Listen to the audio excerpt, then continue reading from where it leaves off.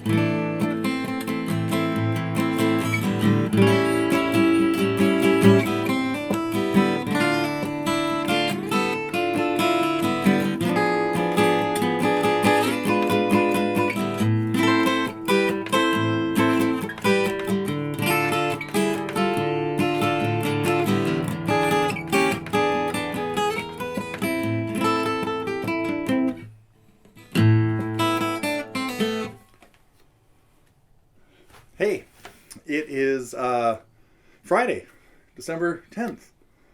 Of course, back to the news. Okay, I think I'm done with George Harrison. You guys are probably okay with that, right? Time to move on to maybe or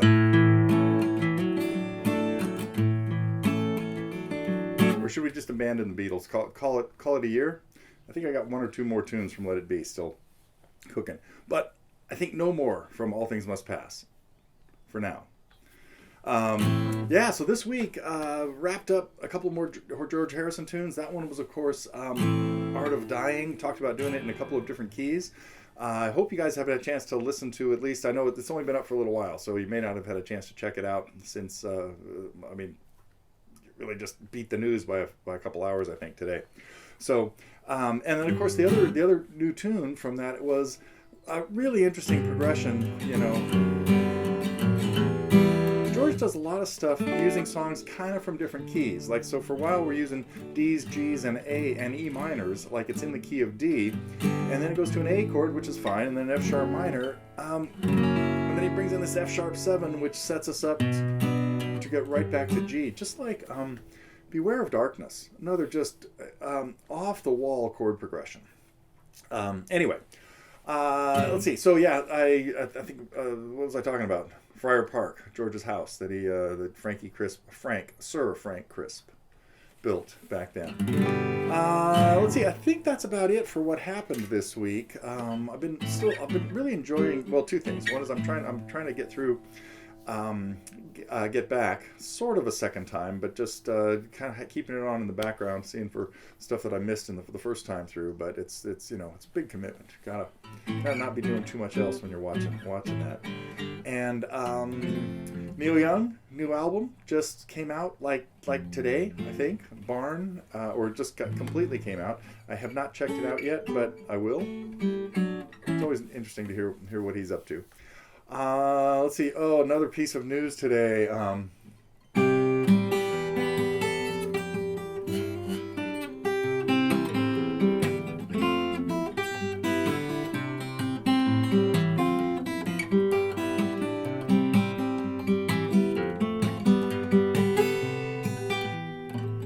Probably do that, huh?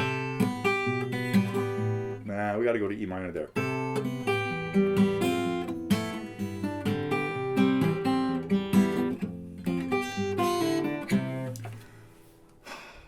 Lost Mike Nesmith, I think just yesterday. At least I heard about it today. And really interesting character. Wrote some great tunes. That's, of course, one that kind of launched him to fame that he really wanted the Monkees to do. But the Monkees, the powers that be at the Monkees, didn't want them doing their own songs, and they wanted him to just be, to go along with the scheme. And now, they had great songwriters writing these tunes, no doubt about it. But I think Mike, he sort of just missed the boat on a few things. But luckily, that song made him famous. Linda did, Different Drum. And but he was really trying to get kind of a country rock thing rolling. And and he made a couple of albums with oh shoot, I can see the song title, First National Band. Oh, never mind. Okay, blah blah blah. Let's cut that. Ignore it.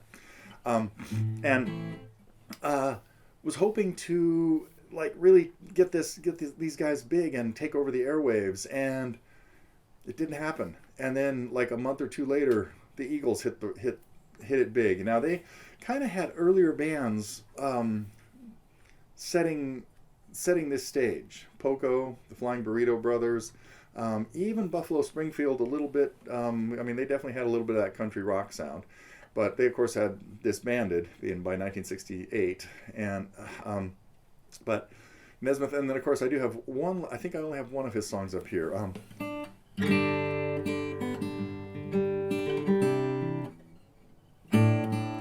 It's the wrong melody.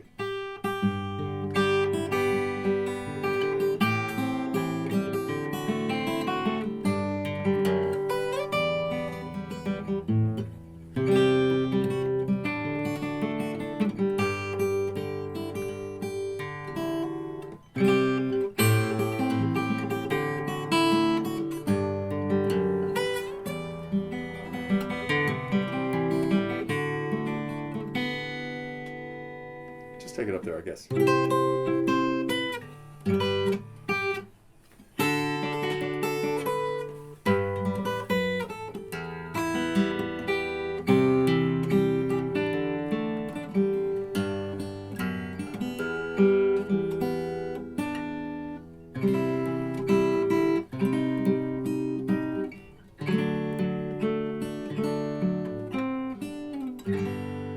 That's probably the key it's in, huh? I don't know. I could look it up. It seems like it fits in G. And yeah, it gets all the way up to... That's probably not the key he sang it in. All right, well, anyway. Enough about Mike Nesmith, but too young, 78. Natural causes at 78. That sounds a little unnatural. Anyway, let's see. What else has been going on around here? I have been you know, when I did the lesson on For You Blue, I was having trouble doing the, what was going on in there? Oh, it's capoed way up there, so it's when we have this. I'm not going to put the capo on, try it anyway. I was realizing that I hadn't been working on some of the fast picking that you need to do and stuff like that. So you can get rusty. I got to start warming up more. I was also working on a song. See if anybody recognizes this. If anybody recognizes this, I will do a lesson on it.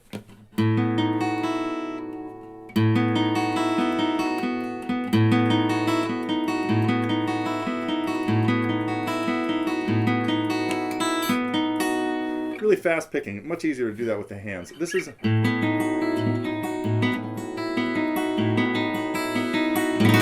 really distinctive sounding chord. That's a B chord played like out of the little F shapes, only on the second, third, and fourth strings. Like if you were playing F major 7, move it up to here, it'd be a G. Move it up to the 5th fret, it'd be an A. And you could bring in the A's and the A and the E. Move it up another whole step, and we have a B chord in the middle. But an A chord underneath, an A in the bass, and an E on the top.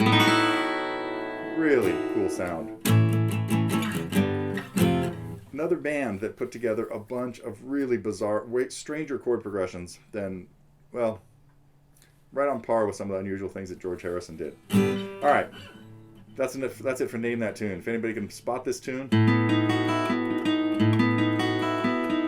don't think I'm going to do it with a picking though. So, and we do have one lesson up by this band. Okay. Let's see. I should just play something. What have I not played for a long time? Oh.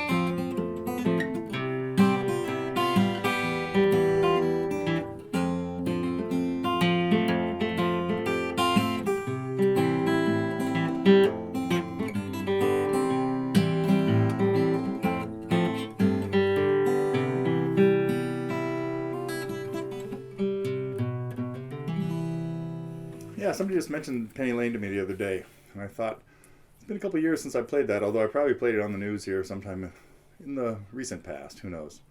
Have one more thing I meant to tell you about. For our COA members, how we are having, hopefully you guys have seen this in the COA forum, if you're part of the COA work world. Our Pathways webinar for December is tomorrow, Saturday the 11th at noon California time. And I hope everybody can join us that has seen the post. You know, one of the advantages to Pathways is that hopefully monthly, I've missed a couple months due to other, well, anyway, but so try once a month to get together with just the COA members and have almost like mini lessons with everybody, you know. So anybody that shows up kind of gets a little bit of a critique or some direction on what they should be working on next. So we've had about 5 or 6 of these, I think, so far since we started the COA program back in the spring, I guess.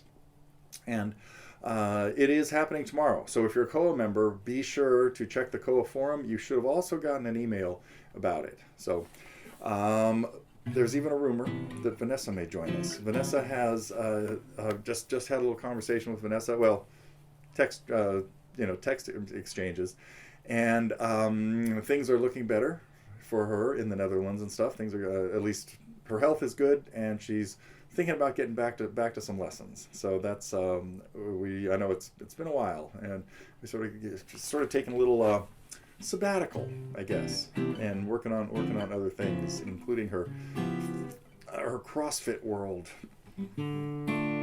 Okay, I think that's it. Koa, hello Vanessa, I miss you. Hope to see you tomorrow. And what else is happening?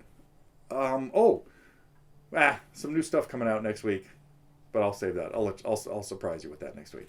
See you then.